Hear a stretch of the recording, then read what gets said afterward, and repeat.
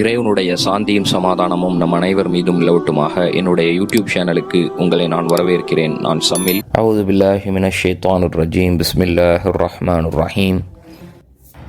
அஸ்பக அலைக்கும் நிஅமஹு ظாஹிரத்தன் வ பாத்தினஹ் فإن تعدوا نعمة الله لا تحصوها وأشهد أن لا إله إلا الله رب واحد وإله واحد لم يتحد صاحبة ولا ولدا لم يكن له شريك في الملك ليس كمثله شيء وهو السميع البصير وأشهد أن سيدنا وحبيب قلوبنا ومولانا محمدا صلى الله عليه وسلم عبده ورسوله ما آتاكم الرسول فخذوه وما نهاكم عنه فانتهوا من يطع الله ورسوله وأولي الأمر من المؤمنين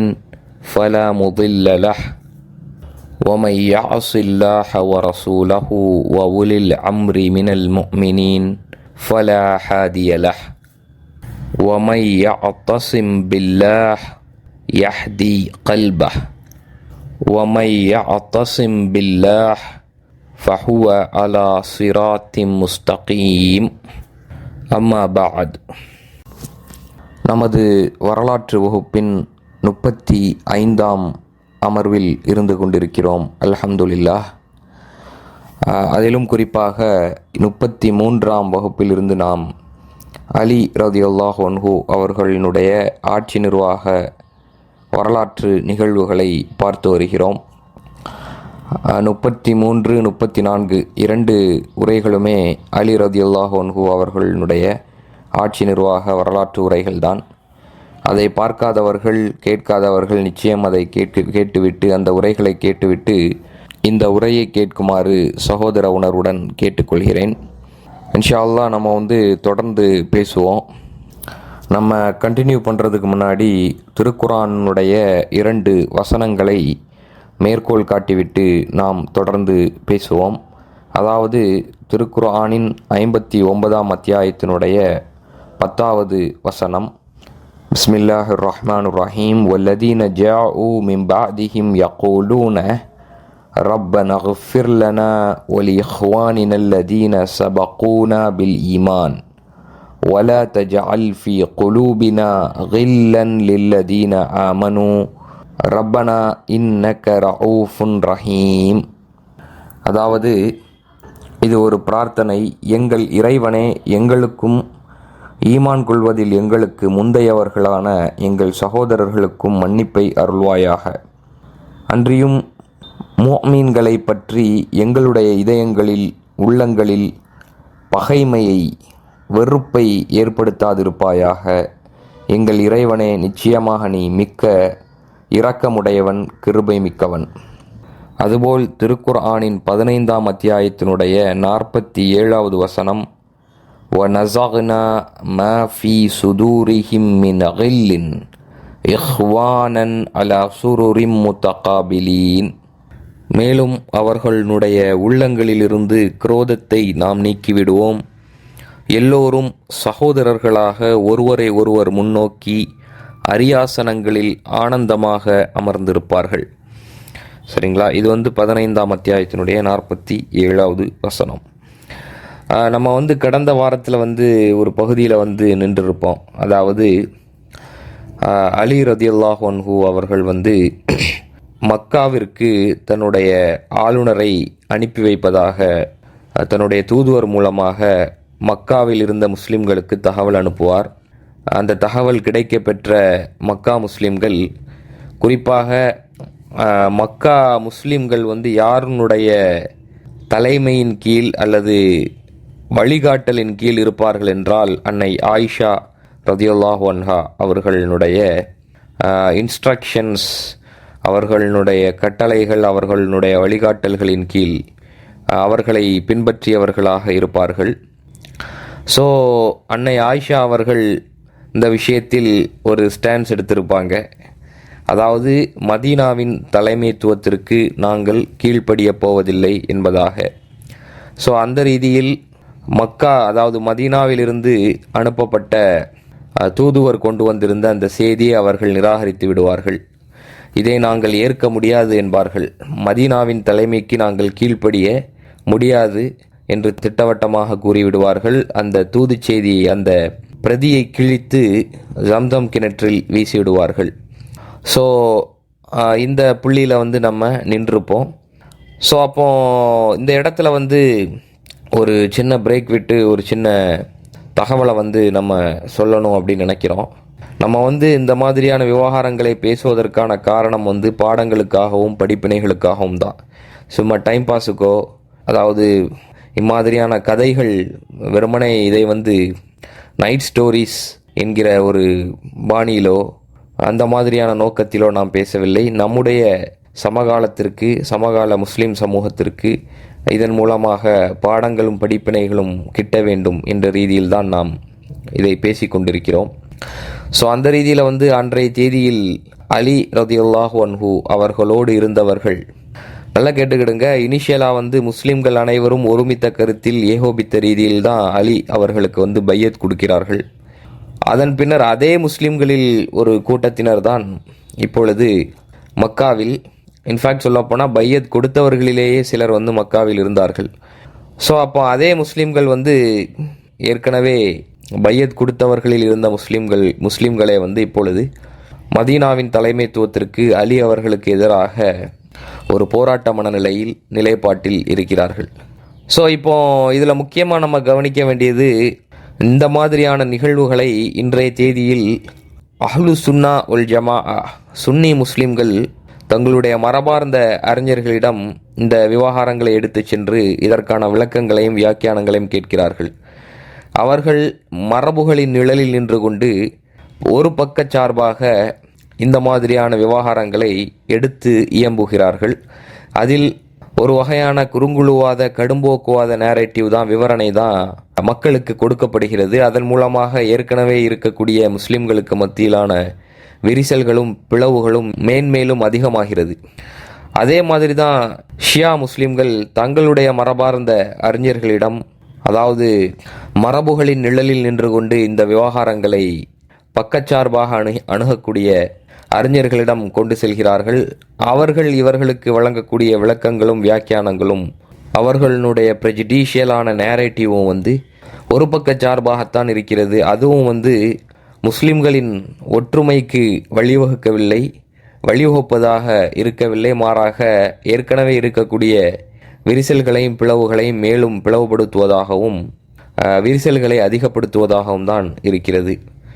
அதாவது அவரவர்களுடைய மரபுகளின் நிழலில் நின்று கொண்டு அவரவர்களுடைய கிட்டத்தட்ட ஒரு சோஷியல் ஈகோ, சமூக ரீதியான ஒரு தன்முனைப்பு, ஈகோவின் அஸ்திவாரத்தில் நின்று கொண்டுதான் இந்த விவகாரங்களை ஒரு சார்பாகவும் ஒரு சாராருக்கு எதிராகவும் அணுகி கொண்டு விவரணை செய்து கொண்டிருக்கிறார்கள். உள்ளதை உள்ளபடி நியாயமாக பேசும் அறிஞர்களை நாம் விரல் விட்டு எண்ணி விடலாம் என்கிற அளவுக்கு அரிதாகத்தான் இருக்கிறார்கள். அந்த ரீதியில் தான் நம்மளுடைய அட்டெம்ப்ட் முடிந்த அளவுக்கு எந்த பக்கமும் சாயாமல் பேலன்ஸ்டாக இந்த விவகாரங்களை அணுக வேண்டும் அப்படிங்கிற ரீதியில் வரலாற்றில் நடந்தபடி விரிவாக விலாவரியாக திறந்த மனதோடு ஆய்வு செய்து உங்கள் முன்னால் இந்த விவகாரங்களை எல்லாம் வைத்து கொண்டிருக்கிறோம். ஒரு விஷயத்தை நீங்கள் கவனிக்கணும். அன்றைய காலகட்டத்தில், அதாவது இன்றைய தேதியில் ஷியாக்கள், சுன்னிகள் என்ற இரு பெரும் பிரிவுகள் இருக்கிறார்கள். இந்த இரு பெரும் பிரிவுகளுக்கு மத்தியில் இருக்கக்கூடிய முக்கியமான விவகாரங்களில் அவர்களுக்கு மத்தியில் இருக்கக்கூடிய கருத்து வேறுபாடுகள், அந்த கருத்து வேறுபாடுகள் பல விவகாரங்களில் இருக்கின்றன. நம்ம என்ன சொல்கிறோம் அப்படின்னா, இதே கருத்து வேறுபாடுகள் நீங்கள் இஸ்லாமிய வரலாற்றின் ஆரம்பத்தை எடுத்துக்கொண்டால், இதே கருத்து வேறுபாடுகள் இஸ்லாமிய வரலாற்றின் ஆரம்பத்திலிருந்தே இருந்து கொண்டுதான் இருக்கின்றன. உதாரணமாக அபூபக்கர் ரலியல்லாஹு அன்ஹு அவர்களுடைய தலைமைத்துவம், அவர்கள் ஹலீஃபாவாக பொறுப்பேற்பதற்கு முன்பிருந்தே இந்த கருத்து வேறுபாடுகள் தோன்றிவிட்டன. ஆனால் நம்ம என்ன சொல்கிறோம், இதில் கருத்து வேறுபாடு கொண்டவர்கள் அல்லது எதிரெதிர் துருவத்தில் நின்றவர்கள் தங்களை ஷியாக்கள் என்றோ சுன்னிகள் என்றோ கூறிக்கொள்ளவில்லை. அபூபக்கர் அவர்களுடைய தலைமைத்துவத்தை ஏற்றுக்கொள்ளாத சஹாபிகளும் இருந்தார்கள் ஆரம்பத்தில். அவர்களுக்கு பையத் கொடுக்காத முக்கியமான சஹாபிகளும் இருந்தார்கள் ஆரம்பத்தில். அந்த சஹாபிகள் அலி அவர்களுக்கு முன்னுரிமை அளித்தார்கள். இவர்கள் ஒரு குறிப்பிட்ட எண்ணிக்கையிலான ஒரு சிறு தொகை சஹாபிகள் இப்படி இருந்தார்கள். அலி அவர்கள்தான் தலைமை பொறுப்பை ஏற்க வேண்டும் என்ற நிலைப்பாட்டை கொண்டிருந்தார்கள். இவர்கள் தங்களை இது சஹாபிகள் நம்ம சொல்கிறது சரிங்களா, உத்தம சத்திய சஹாபிகள், அதாவது குறிப்பாக முஹாஜிர்களில் உள்ளவர்களாக இருந்தவர்கள். ஸோ இவர்கள் தங்களை ஷியாக்கள் என்று சொல்லிக்கொள்ளவில்லை. பிறரும் அவர்களை ஷியாத்து அலி என்று அடையாளப்படுத்தவில்லை. அதுபோல் அபூபக்கர் அவர்களுக்கு பையத் கொடுத்து அவர்களுடைய தலைமைத்துவத்தை ஏற்றுக்கொண்ட பெரும்பாலான சஹாபாக்கள் முஸ்லிம்கள் தங்களை சுன்னி என்று சொல்லிக்கொள்ளவில்லை, அல்லது அஹ்லு சுன்னா வல் ஜமாஅ என்று சொல்லிக்கொள்ளவில்லை. எதிர் துருவத்தில் இருந்தவர்கள் இவர்களை அஹ்லு சுன்னா வல் ஜமா என்றோ சுன்னி முஸ்லிம்கள் என்றோ அடையாளப்படுத்தவில்லை. சரிங்களா? அதுபோல் நம்ம தொடர்ந்து வந்தோம்னா உஸ்மான் அவர்களுடைய ஆட்சி காலத்திலும் இந்த ஸ்பிளிட்டு பாரதூரமாக ஆனது. அங்கேயுமே உஸ்மான் அவர்களுக்கு எதிராக பல்வேறு நம்ம அந்த டெரிட்டோரிஸ்லாம் கவர் பண்ணோம். உஸ்மான் ரலியல்லாஹு அன்ஹு அவர்களுடைய ஆட்சி நிர்வாக வரலாற்று உரையை கிட்டத்தட்ட 22 பாகத்தில் நாம் பேசினோம். சரிங்களா? இதில் உஸ்மான் அவர்கள் ஆட்சி பொறுப்பில் அமர்வதற்கு முக்கிய காரணங்களில் ஒருவராக இருந்த அப்துர் ரஹ்மான் இப்னு அவுஃப் அவர்களே இறுதி காலகட்டங்களில் உஸ்மான் அவர்களுடைய ஆட்சியின் இறுதி காலகட்டங்களில் அவரை கடுமையாக சாடுபவராக, விமர்சிப்பவராக இருந்தார், எதிர்ப்பவராக இருந்தார். அதுபோல் இன்னும் பல முக்கியமான அபூதர், அம்மார், இப்னு மஸ்ஊத், அலி, அன்னை ஆயிஷா, தல்ஹா, ஜுபைர், வரிசையாக அடுக்கிக் கொண்டே செல்லலாம். பல்வேறு சஹாபாக்கள் உஸ்மான் அவர்களை காத்திரமாக இடித்துரைத்து கொண்டும் கண்டித்து கொண்டும் விமர்சித்து கொண்டும் திருத்தும் நோக்கில் அவருக்கு அறிவுரை கூறிக்கொண்டும் இருந்தார்கள்.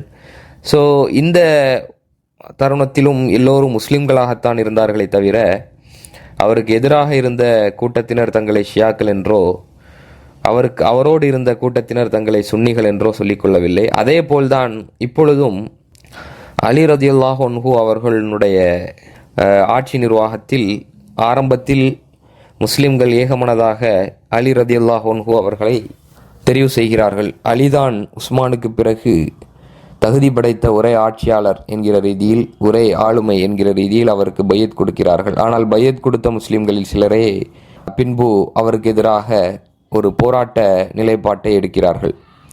இந்த நேரத்தில் அன்னை ஆயிஷா அவர்களோடு இருந்த முஸ்லிம்கள் தங்களை சுன்னிகள் என்றோ அஹ்லு சுன்னா உல் ஜமாஅ என்றோ, அலி அவர்களோடு இருந்த முக்கியமான அதிகமான சஹாபிகள் முஸ்லிம்கள் தங்களை ஷியாத்து அலி என்றோ அஹ்லு தஷையோ என்றோ ஷியாக்கள் என்றோ சொல்லிக்கொள்ளவில்லை. சரிங்களா? ஸோ இந்த ஒரு முக்கியமான விஷயத்தை பீடிகையாக முன்வைத்து கொண்டு நம்ம தொடர்ந்து பேசுவோம். ஏன்னா நம்ம ஸ்பிளிட்டாகி இருக்கக்கூடிய, அதாவது குறிப்பாக இப்போ அஹ்லு சுன்னா உல் ஜமாவுக்குள்ளேயே இருக்கக்கூடிய பிரிவுகள், அதே மாதிரி அஹ்லு தஷையோ ஷியாயிசத்துக்குள்ளாலேயே இருக்கக்கூடிய பிளவுகள், பிரிவுகள் என்பதையெல்லாம் தாண்டி சர்வதேச அளவில் 2 பெரும் பிரிவுகள் இருக்கின்றன, ஷியா சுன்னி அப்படின்னு. ஆனால் இதெல்லாம் ஆரம்ப கட்டத்தில் இருக்கவில்லை அப்படிங்கிறது தான். அதாவது ஆரம்ப கட்டத்தில் தான் நம்ம ஹலீஃபாக்களினுடைய காலகட்டத்தை பற்றி பேசி கொண்டிருக்கிறோம். கருத்து வேறுபாடுகள் இருந்தன, எதிரெதிர் துருவத்தில் இருந்தார்கள். சலஃபுகள் என்று இவர்கள் அடிக்கொரு தரம் மூச்சுக்கு 300 தடவை மேற்கோள் காட்டுகிறார்கள். அந்த சலஃபுகள், அதே சலஃபுகளில் குறிப்பாக முதல் தலைமுறை முஸ்லீம்கள் சமூக, அரசியல், பொருளாதார, இராணுவ நிர்வாகம் சார்ந்த பல்வேறு விவகாரங்களில் ஒருமித்த கருத்து கொண்டோராக, ஒருமித்த நிலைப்பாடு கொண்டோராக, ஏகமனதாக ஒரு விஷயத்தில் அதாவது உடன்பட்டவர்களாக இருக்கவில்லை. அவர்களுக்கு மத்தியிலேயே இத்தகைய விவகாரங்களில் கருத்து முரண்பாடுகளும் வேறுபாடுகளும் மாற்று கருத்துகளும் இருந்தன என்பதற்கு ஆரம்பகட்ட இஸ்லாமிய வரலாறு சான்று பகர்கின்றன. ஆனால் அந்த கருத்து வேறுபாடுகளுக்கு மத்தியிலும் அவர்கள் முஸ்லிம்களாக இருந்தார்கள், ஓரணியில் இருந்தார்கள். அப்படிங்கிறது தான் நம்ம இங்கே ஸ்ட்ரெஸ் பண்ண விரும்புகிறோம். ஐசோலேட்டடாக, அதாவது முஸ்லிம் உம்மத் ஒரே உம்மத் அப்படிங்கிற அந்த மைய கூட்டமைப்பிலிருந்து விலகி சென்று தனி ஒரு மதம் போன்றே அல்லது தனி ஒரு குழு போன்று அவர்கள் இயங்கவில்லை ஆரம்ப கட்டத்தில். சரிங்களா? ஸோ அப்போ உள்ளபடியே சலஃபுகளை பின்பற்ற வேண்டும் என்றால் யூனிட்டி இன் டைவர்சிட்டி அப்படிங்கிற ஒரு விஷயத்தை நம்ம பற்றி பிடித்து கொண்டாக வேண்டும்.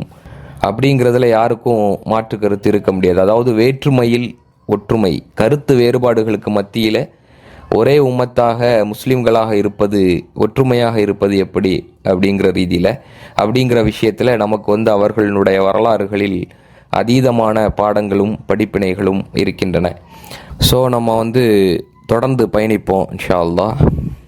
ஸோ இப்போ மக்கால அலி ரதியல்லாஹு அன்ஹு அவர்களுக்கு எதிராக, மதீனாவுனுடைய தலைமைக்கு எதிராக முஸ்லிம்கள் ஒரு அணியாக திரண்டு கொண்டிருக்கிறார்கள். யாருடைய தலைமையின் கீழ் என்றால் உம்முல் முஃமினீன் அன்னை ஆயிஷா அவர்களுடைய தலைமையின் கீழ்.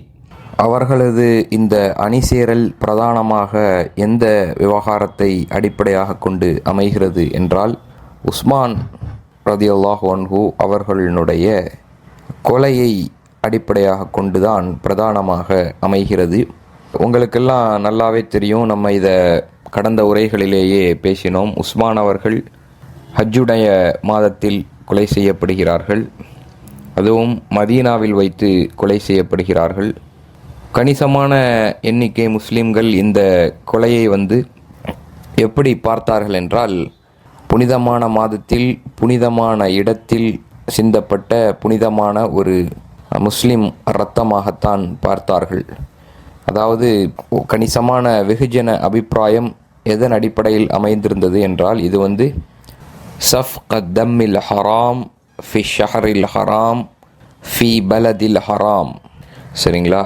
அதாவது புனிதமாக கருதப்பட்ட நபிகளாரனுடைய பட்டணத்தில் புனித மாதத்தில் சிந்தப்பட்ட புனிதமான இரத்தம். சரிங்களா? இதுதான் அவர்களுடைய பார்வையாக இருந்தது இந்த கொலை விவகாரத்தில். ஸோ பிரதானமாக இந்த காரணத்தின் அடிப்படையில் அவர்களுடைய ஒன்று கூடல் மக்காவில் நடைபெறுகிறது. இன்ஃபேக்ட் அலி ரதியல்லாஹு அன்ஹு உஸ்மான் அவர்களுடைய கொலைக்கு நியாயம் கிடைப்பதற்கு கண்டிப்பாக வழிவகை செய்வார் என்பதெல்லாம் மாற்று கருத்தில்லை. ஆனால் மக்காவில் அணி சேர்ந்து கொண்டிருந்த முஸ்லிம்களுக்கு தலைமை ஏற்றிருப்பவர் உம்முல் முஃமினீன் அன்னை ஆயிஷா அவர்கள். இது உஸ்மான் அவர்களுடைய கொலைக்கு ரிவெஞ்ச், பழி தீர்க்கப்பட வேண்டும், அந்த கொலைக்கான நியாயம் உடனடியாக கிடைக்க வேண்டும். அப்படிங்கிறத தாண்டி ஆயிஷா ரதியல்லாஹு அன்ஹா அவர்களுக்கும் அலி ரதியல்லாஹு அன்ஹு அவர்களுக்கும் மத்தியில் ஆரம்பத்தில் இருந்தே ஒரு உராய்வு இருந்து கொண்டே இருந்தது என்பதையும் நாம் கடந்த உரையில் பார்த்தோம். இன்ஃபேக்ட் உமர் ரதியல்லாஹு அன்ஹு அவர்களும் கொலை செய்யத்தான் பட்டார்கள். ஆனால் உமர் ரதியல்லாஹு அன்ஹு கொலை செய்யப்பட்டதன் பிற்பாடு இம்மாதிரியான ஒரு பிளவு முஸ்லிம்களுக்கு மத்தியில் ஏற்படவில்லை. அன்றைய தேதியில் ஹலீஃபாவுக்கு எதிராக முஸ்லிம்களில் ஒரு கணிசமான தொகையினர் இம்மாதிரியான ஒரு போராட்ட நிலையில் இருக்கவில்லை. ஆனால் உஸ்மான் அவர்களுடைய கேஸில் உஸ்மான் அவர்களுடைய கொலைக்கு உடனடியாக நியாயம் கிடைக்க வேண்டும், அதற்கான ஒரு பழிவாங்கும் முயற்சியாக முஸ்லிம்கள் ஓரணியில் ஒன்று திரண்டிருந்தனர் என்பதையும் தாண்டி அதற்கு அலி ரதியல்லாஹு அன்ஹு அவர்களுடைய தலைமைத்துவத்தில் உள்ளபடியே இவர்கள் கருத்து வேறுபாடு கொண்டிருந்ததும், அந்த தலைமைத்துவம் இவர்களுக்கு அசௌகரியமான ஒன்றாக இருந்ததும் இன்னும் சில காரணம் அப்படின்னே சொல்லலாம். அவர்கள் மதீனாவினுடைய தலைமைத்துவத்திற்கு எதிராக ஒருங்கிணைந்து ஒன்று சேர்ந்து நின்றதில். சரிங்களா?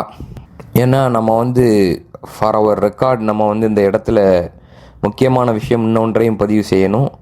இதே அன்னை ஆயிஷா அவர்கள்தான் உஸ்மான் அவர்களுடைய ஆட்சி காலத்தில் அவர்களுக்கு எதிராகவும், ஆட்சி காலத்தின் இறுதி காலகட்டங்களில் உஸ்மானுக்கு எதிராகவும் நின்றவர். ஆக உஸ்மான் அவர்களுடைய ஆட்சி நிர்வாக கொள்கை முடிவுகளில் அதிருப்தியாகி உஸ்மான் அவர்களை கண்டித்தவர்களில், அவரை விமர்சித்தவர்களில், அவருக்கு எதிராக பேசியவர்களில் அன்னை ஆயிஷாவும் ஒருவர் என்பதை இங்கே பதிவு செய்ய வேண்டும் என்று நினைக்கிறேன். இதே ஆயிஷா அவர்கள்தான் இப்பொழுது உஸ்மான் அவர்களுடைய கொலை அநீதமான கொலை என்கிற அடிப்படையில், புனித மாதத்தில் புனித இடத்தில் சிந்தப்பட்ட ஒரு புனித இரத்தம் என்கிற அடிப்படையில் எதிரணியில் நிற்கிறார்கள். ஸோ அன்னை ஆயிஷா அவர்கள் முஸ்லிம் வெகுஜன அபிப்பிராயத்தை, குறிப்பாக மக்காவில் இருந்த முஸ்லிம்களினுடைய எண்ணங்களை, அவர்களுடைய பார்வைகளை, செயல்பாடுகளை மதீனாவின் இஸ்லாமிய தலைமைத்துவத்திற்கு எதிராக திருப்புவதில் மிகுந்த முயற்சி செய்தார்கள். அலி அவர்களுடைய தலைமைத்துவத்திற்கு எதிராக தன்னுடைய பேச்சுகளை, உரைகளை ரொம்ப ஹார்ஷாகவும், அதாவது கடுமையாகவும், கோபம் கொப்பளிக்கும் விதத்திலும் காத்திரமாகவும் பதிவு செய்து கொண்டிருந்தார்கள் மக்காவில். இதன் நீட்சியாக மக்களை, முஸ்லிம்களை உணர்வுபூர்வமாக மதீனாவின் தலைமைத்துவத்திற்கு எதிராக திருப்புவதில் அவர்கள் வெற்றி பெறவும் செய்தார்கள். சரிங்களா? இப்போ மக்காவில் இருந்த முஸ்லிம்கள் ஆயிஷா அவர்களுடைய வழிகாட்டல், அவர்களுடைய தலைமைத்துவம், அவர்களுடைய பேச்சுகள், உரைகளின் அடிப்படையில் மதீனாவுக்கு எதிராக கிளர்ந்தெழுவதற்கு தயாராக இருந்தது. சரிங்களா? ஸோ இந்த முஸ்லிம்கள், மக்காவில் இருந்த முஸ்லிம்கள் உடனடியாக களத்தில், செயல்பாட்டில் இறங்க வேண்டும், நடவடிக்கையில் இறங்க வேண்டும் என்று நாடுகின்றனர், விரும்புகின்றனர். ஸோ அந்த ரீதியில் அவங்க பிளான் போடுறாங்க. என்ன பிளான் அப்படின்னா, ஆயுதம் தாங்கிய ஒரு படையை தயார் செய்து மக்காவிலிருந்து மதீனாவுக்கு நேரடியாக சென்று மதீனாவில் இஸ்லாமிய தலைமைத்துவத்தை நிர்பந்திக்க வேண்டும். இஸ்லாமிய தலைமைத்துவம் தங்களுடைய கோரிக்கைக்கு உடன்படாவிட்டால் இஸ்லாமிய கட்டமைப்பின் மீது தாக்குதல் தொடுக்க வேண்டும், போராட வேண்டும். சரிங்களா? மதீனாவை அட்டாக் பண்ணணும் அப்படிங்கிற ரீதியில் ஒரு திட்டத்தை முதலில் போடுகிறார்கள். ஸோ இது ப்ராக்டிக்கலாக இந்த திட்டத்தை முதலில் அமல்படுத்த வேண்டும் என்று கருதி அவர்கள் பின்னால் இதை கைவிடுகிறார்கள், வேண்டாம் அப்படின்னு. ஏன்னா இது முஸ்லிம்களுக்கு, குறிப்பாக மதீனாவில் இருக்கும் முஸ்லிம்களுக்கு நபிகளார் காலகட்டத்தை நினைவூட்டுவதாக அமைந்துவிடக்கூடும் அப்படிங்கிற ரீதியில். நபிகளார் காலகட்டத்தில் முஷ்ரிக்குகளால் மதீனா தாக்கப்பட்டது. இஸ்லாமிய வரலாற்றை, குறிப்பாக நபி வரலாற்றை படித்து ஆய்வு செய்திருக்கும் உங்களில் பலருக்கு இது தெரிந்திருக்கும். நபிகளார் காலகட்டத்தில் பேட்டில் ஆஃப் தி ட்ரன்ச் நடக்கு, கஸ்வத் அல் ஹந்தக், பேட்டில் ஆஃப் ஹந்தக் அப்படின்னு சொல்லுவாங்க, அல்லது பேட்டில் ஆஃப் அல் அஹ்ஸாப், கஸ்வத் அல் அஹ்ஸாப் அப்படின்னு சொல்லுவாங்க, பேட்டில் ஆஃப் தி கன்ஃபெடரேட்ஸ். ஸோ இதில் மதீனா இந்த போரில் முற்றுகையிடப்படுகிறது. சரிங்களா? மதீனாவை சுற்றி அகழ் தோண்டுகிறார்கள் முஸ்லீம்கள். ஸோ அப்போ இந்த ஒரு போரை, பேட்டில் ஆஃப் தி ட்ரென்ச்சை நினைவூட்டுவதாக அது அமைந்துவிடக்கூடும் என்கிற ரீதியிலும், அதுபோல் உஸ்மான் அவர்களுடைய கொலையையே இது நினைவூட்டுவதாக அமைந்துவிடக்கூடும். ஏன்னா உஸ்மான் அவர்களுடைய கொலையிலும் மதீனா முற்றுகையிடப்பட்டு தான் இருந்தது. அதாவது எகிப்து, ஈராக் போன்ற பகுதிகளிலிருந்து கூட்டமாக வந்த முஸ்லீம்கள் கிட்டத்தட்ட மதீனாவை முற்றுகையிட்டு, குறிப்பாக உஸ்மான் அவர்களுடைய வீட்டையும் முற்றுகையிட்டு, கடைசி அந்த முற்றுகையானது, அந்த போராட்டமானது உஸ்மான் அவர்களுடைய கொலையில் முடிந்தது. ஸோ இதையும் அது நினைவூட்டுவதாக அமைந்துவிடக்கூடும் என்கிற ரீதியில் அவர்களுடைய இந்த திட்டத்தை கைவிடுகிறார்கள். ஏன்னா அது ஃப்ரூட்ஃபுல்லான ரிசல்ட்ஸை கொடுக்காது, உரிய விளைபலனை கொடுக்காது அப்படிங்கிறத தாண்டி அது அவர்களுக்கே பாதகமாக அமைந்துவிடக்கூடும் என்று.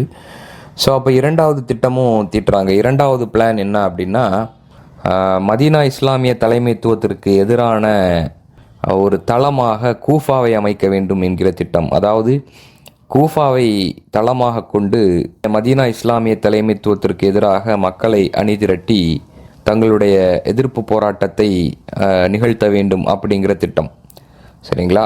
அப்போ கூஃபாவில் இருக்கக்கூடிய மக்களையும் மதீனா இஸ்லாமிய தலைமைத்துவத்திற்கு, அலி அவர்களுடைய தலைமைத்துவத்திற்கு எதிராக மொபைலைஸ் பண்ணணும் அப்படிங்கிற ஒரு பிளான். ஆனால் இதையும், இந்த திட்டத்தையும் ட்ராப் பண்ணுறாங்க. ஏன்னா அலி ரதியல்லாஹு அன்ஹு அவர்களுடைய ஆதரவாளர்களில், அதாவது அலி அவர்களுக்கு பையத் கொடுத்தவர்களில் பெரும்பான்மையினர் கூஃபாவை சேர்ந்தவர்கள். அது மட்டுமல்ல, அதற்கு முன்பு உஸ்மான் அவர்களை அன்சீட் பண்ணவங்க, அதாவது ஹிலாஃபத் பொறுப்பில் இருந்து நீக்கியவர்களில் அவர் வந்து பதவி இறங்க வேண்டும், அவர் ஆட்சி செய்வதற்கு இதற்கு மேலும் தகுதியானவர் அல்ல அப்படிங்கிற கோரிக்கையை முன்வைத்து உஸ்மான் அவர்களுடைய ஹிலாஃபத்திற்கு எதிராக போராடியவர்களிலும் பெரும்பான்மையினர் வந்து கூஃபாவை சேர்ந்தவர்கள். நம்ம பல்வேறு பகுதிகளில் இருந்து வந்தனர் அப்படிங்கிறத பார்த்தோம். அதில் பிரதானமாக கூஃபாவில் இருந்தும் பெரும் எண்ணிக்கையிலான முஸ்லீம்கள் வந்திருந்தனர். அவர்களுடைய கோரிக்கையும் இதுவாகத்தான் இருந்தது. ஸோ அப்போ உஸ்மான் அவர்களை அன்சீட் பண்ணவர்களும், அதுபோல் உஸ்மானுக்கு பிறகு பொறுப்பேற்க வேண்டும், அலி அவர்கள்தான் பொறுப்பேற்க தகுதியானவர் என்கிற ரீதியில் அலி அவர்களுக்கு பையத் கொடுத்தவர்களிலும் அதிக எண்ணிக்கையிலான முஸ்லீம்கள் கூஃபாவில் இருந்து மதீனாவுக்கு வந்திருந்த முஸ்லீம்களாக இருந்தனர். ஸோ அதனால் இந்த திட்டமும் வந்து பெரிய அளவில் தங்களுக்கு சாதகமாக அமையாது, தாங்கள் எதிர்பார்த்த விளைபலனை இது கொடுக்காது அப்படிங்கிற ரீதியில் இந்த திட்டத்தை ட்ராப் செய்கிறாங்க. இன்னொரு பிரதானமான காரணம், அன்றைய தேதியில் அப்பொழுது கூஃபாவின் ஆளுநராக இருந்த அபு மூசா அல் அஷ்அரி வந்து உஸ்மான் அவர்களுடைய மரணத்திற்கு பின்னால் உடனடியாக அலி அவர்களுக்கு பையத் கொடுத்தவர்களில் ஒருவராக இருந்தார். அவர்தான் இப்பொழுது கூஃபாவினுடைய ஆளுநராக இருக்கிறார். ஸோ அபு மூசா அல் அஷ்அரி அலி அவர்களுடைய விசுவாசி அல்லது அலி அவர்களுக்கு பையத் கொடுத்துவிட்ட அவருடைய தலைமைத்துவத்தை ஏற்றுக்கொண்ட ஆளுநராக இருப்பதாலும், இன்னும் இதுபோல் கூஃபாவாசிகள் வந்து அன்கோஆபரேட்டிவாக இருப்பாங்க அப்படிங்கிற ரீதியில் அன்னை ஆயிஷா அவர்களுடைய வழிகாட்டலின் பிரகாரம் அரசியல் ரீதியாக காய் நகர்த்தி கொண்டிருந்த முஸ்லீம்கள் வந்து இந்த திட்டத்தையும் வந்து கைவிடுகிறார்கள். ஸோ அப்போ மூன்றாவது திட்டம் என்ன போடுறாங்க அப்படின்னா, பஸ்ராவை இஸ்லாமிய எதிர்ப்புக்கான தளமாக அமைத்து கொள்ள வேண்டும் என்று. சரிங்களா? இப்போ பஸ்ராவில் வந்து நம்ம ஏற்கனவே முந்தைய உரைகளில் சுட்டி காட்டியிருந்தோம். குறிப்பாக அலி அவர்களுடைய 2 உரைகளில் ஒரு உரையில் சுட்டி காட்டியிருந்தோம். உஸ்மான் அவர்களால் பஸ்ராவுக்கான ஆளுநராக நியமிக்கப்பட்டிருந்த அப்துல்லாஹ் இப்னு ஆமிர் வந்து மக்காவை நோக்கி சென்று விடுகிறார் என்பதாக ஏற்கனவே சுட்டி காட்டியிருந்தோம். ஏனென்றால் பஸ்ரா, கூஃபா போன்ற இடங்கள் அலி அவர்களுடைய இஸ்லாமிய தலைமைத்துவத்தின் கீழ் வந்ததால் பஸ்ராவுனுடைய ஆளுநர் வந்து அலி அவர்களால் ரீப்ளேஸ் செய்யப்படுகிறார். ஸோ அப்போ அப்துல்லாஹ் இப்னு ஆமிர் வந்து உஸ்மான் அவர்களால் நியமிக்கப்பட்ட ஆளுநர் அங்கே வந்து ஆளுநராக நீடிக்க முடியாது அப்படிங்கிற சூழலில் அவர் வந்து மக்காவை நோக்கி வந்து விடுகிறார். ஸோ அப்போ அவரும் வந்து அந்த மக்கா முஸ்லீம்களினுடைய இந்த திட்டத்திற்கு தன்னால் முடிந்த ஆதரவையும் ஒத்துழைப்பையும் நல்குவதாக கூறுகிறார். அதாவது பஸ்ரா வந்து மதீனா இஸ்லாமிய தலைமைத்துவத்திற்கு எதிராக மக்களை மொபைலைஸ் செய்வதற்கு, ஒன்று திரட்டுவதற்கு உகந்த இடம் என்ற கருத்தை அவரும் வழிமொழிகிறார். அது மட்டும் இல்லாமல் மதீனாவுக்கு எதிரான முஸ்லிம்களினுடைய இந்த அணிக்கு தன்னால் முடிந்த அளவு பொருளாதார ரீதியாகவும் ஆயுத ரீதியாகவும் தான் வந்து சப்போர்ட் பண்ணுவதாகவும் சொல்கிறார். அந்த படையணியை அரண் செய்வதாக அவர் வந்து தன்னுடைய ஆதரவை தெரிவிக்கிறார், வாக்குறுதி அளிக்கிறார். ஸோ அப்போ பஸ்ரா வந்து இறுதியாக இது வந்து உண்மையிலேயே ஒரு விளைபலன், நல்ல சாதகமான ஒரு விளைபலனை கொடுக்கும் அப்படிங்கிற ரீதியில் பஸ்ராவை வந்து அலி அவர்களுக்கு எதிரான அணி திரட்டலுக்கான ஒரு தளமாக தெரிவு செய்கிறார்கள். சரிங்களா? ஏன்னா அப்துல்லாஹ் இப்னு ஆமிருக்கு வந்து ஏற்கனவே பஸ்ராவில் வந்து நல்ல கிரிப் இருந்தது, செல்வாக்கு இருந்தது, மக்கள் தொடர்புகள் இருந்தது. ஸோ இப்போ வந்து கிட்டத்தட்ட ஒரு 3000 சொச்ச முஸ்லீம்கள், சரிங்களா, அப்ராக்சிமேட்லி 3000 முஸ்லிம்ஸ் அலி அவர்களுக்கு எதிராக மக்காவில் அணி திரண்டுள்ளார்கள்.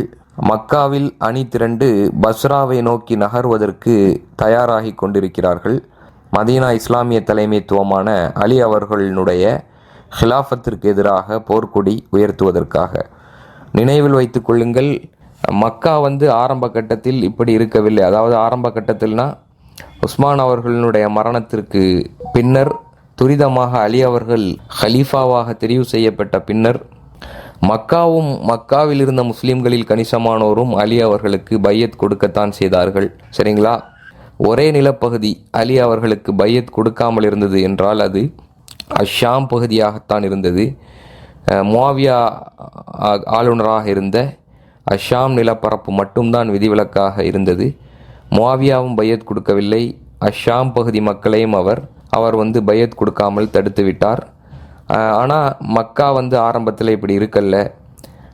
மக்கா வந்து அலி அவர்களின் தலைமைத்துவத்தை ஏற்றுக்கொண்ட ஒரு பகுதியாகத்தான் இருந்தது. ஆனால் சிறுக சிறுக அன்னை ஆயிஷா அவர்களுடைய ப்ராபகேண்டா, அவர்களுடைய பிரச்சாரம், அவர்களுடைய கட்டளைகள், வழிகாட்டல்கள், உரைகள், ஆலோசனைகள் இவற்றின் அடிப்படையில் மக்காவிலேயே இப்பொழுது கிட்டத்தட்ட 3000 சொச்ச முஸ்லீம்கள் மதீனாவுக்கு எதிராக போராடுவதற்கு தயாராக இருந்தார்கள். இந்த 3000 சொச்ச முஸ்லீம்களும் வந்து அன்னை ஆயிஷாவை தவிர்த்து இன்னும் 2 முக்கிய புள்ளிகளையும் எதிர்நோக்கக்கூடியவர்களாக இருந்தார்கள். அவர்கள் யாருன்னா, நம்ம ஏற்கனவே சுட்டி காட்டியிருந்தோம், அலி அவர்களுக்கு ஆரம்பத்தில் பையத் கொடுத்தவர்கள், ஆரம்பத்தில் மதீனாவில் இருந்தவர்கள், பின்பு மக்காவை நோக்கி நகர்ந்தவர்கள். தல்ஹா இப்னு உபைதுல்லாஹ், ஜுபைர் இப்னு அவ்வாம் ரலியல்லாஹு அன்ஹும். இந்த 2 பேரும் பிரசித்தமான நபித்தோழர்களில் இருவர். நன்கு அறியப்பட்ட, நன்கு பிரசித்தமாக இருந்த நபிகளாரனுடைய தோழர்களில் இருவராக இருந்தார்கள். உமர் அவர்களால் நியமிக்கப்பட்ட 6 பேர் கொண்ட ஷூரா கவுன்சிலில் இடம்பெற்றவர்களாகவும் இருந்தார்கள். ஸோ அப்போ அந்த 3000 சொச்சம் முஸ்லிம்களும் 3 பேரை பிரதானமாக முன்னோக்கினார்கள். அதில் முதலில் இருந்தவர் அல் முஃமினீன் ஆயிஷா, தல்ஹா இப்னு உபைதுல்லாஹ், ஜுபைர் இப்னு அவ்வாம். சரிங்களா? இதில் வந்து நம்ம இன்னொரு முக்கிய தகவலையும் நம்ம கடந்த வார உரையில் வந்து பார்த்தோம். அதாவது மக்காவில் வந்து நபிகளாரனுடைய மனைவிமாரில் அன்னை ஆயிஷா மட்டும் இருக்கவில்லை, மாறாக ஹஃப்ஸா அல் முஃமினீன் அவர்களும் உம்மு சலாமா அல் முஃமினீன் அவர்களும் இருந்தார்கள் என்பதாக. ஸோ ஹஃப்ஸா பின்த் உமர், நபிகளாரின் மனைவிமாரில் ஒருவரான ஹஃப்ஸா அவர்களையும் அன்னை ஆயிஷா வந்து தங்களோடு இணைந்து கொள்ளுமாறு வேண்டுகிறார்.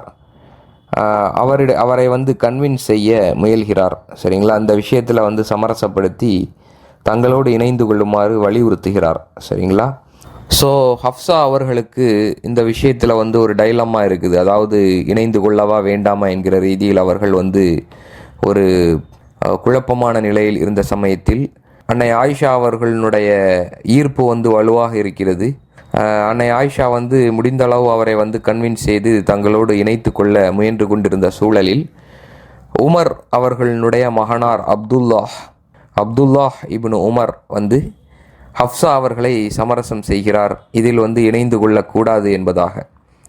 சரிங்களா? அதாவது இந்த மாதிரியான முஸ்லீம்களுக்கு எதிரான, அதுவும் முஸ்லீம்களின் பெரும் எண்ணிக்கை முஸ்லீம்களால் ஏகமனதாக ஒருமனதாக பையத் கொடுத்து தெரிவு செய்யப்பட்ட தகுதி வாய்ந்த ஒரு ஹலீஃபாவுக்கு எதிராக இந்த ஒரு பீடிகையை முன்வைத்து, அதாவது Usman was killed in cold blood, கிட்டத்தட்ட உஸ்மான் வந்து மதுலூம் ஆக அநியாயமாக கொல்லப்பட்டு விட்டார், அவருக்கு வந்து உடனடியாக அவருடைய கொலைக்கு பழி தீர்த்தாக வேண்டும், எடுத்த எடுப்பிலேயே இத்தகைய இஸ்லாமிய தலைமைத்துவத்திற்கு எதிரான இப்படிப்பட்ட ஒரு அரசியல் இராணுவ நடவடிக்கையில் நீ வந்து பங்கு கொள்ளக்கூடாது, இது வந்து தவறுதலான ஒரு விஷயம், இப்படி செய்யக்கூடாது அப்படிங்கிற ரீதியில் வந்து அப்துல்லா இப்னு உமர் வந்து தன்னுடைய சகோதரியான ஹஃப்ஸா அவர்களை கன்வின்ஸ் செய்யவே அவர் வந்து அன்னை ஆயிஷா அவர்களோடும் அவரோடு இருந்த 3000 சொச்ச முஸ்லிம்களோடும் இந்த ஒரு அரசியல் இராணுவ நடவடிக்கையில் பங்கு கொள்வதை விட்டும் தன்னை விலக்கிக் கொள்கிறார், தூரப்படுத்திக் கொள்கிறார். அவர் வந்து பங்கு கொள்ளவில்லை. சரிங்களா? ஸோ இந்த மக்கா முஸ்லிம்கள், அதாவது இந்த 3000 சொச்ச முஸ்லிம்கள் வந்து தங்களுடைய இந்த அரசியல் இராணுவ காய் நகர்த்தல்களின் ஒரு அங்கமாக இன்னொரு புதிய கோரிக்கையையும், ஒரு வலுவான ஒரு கோரிக்கையை வந்து முன்வைக்கிறார்கள். அதாவது அலி அவர்களுடைய தலைமைத்துவத்தை ரீகன்சிடர் பண்ணணும் அப்படின்னு, அதாவது மறு பரிசீலனைக்கு உட்படுத்த வேண்டும். அவர் வந்து என்னதான் இப்போ வந்து நோன் ஃபேக்ட் என்னன்னா, அலி அவர்கள் வந்து பெரும்பான்மை முஸ்லீம்களால் வந்து ஹலீஃபாவாக தகுதியுடையவர் என்கிற ரீதியில் ஹலீஃபாவாக தெரிவு செய்யப்பட்டுள்ளார்.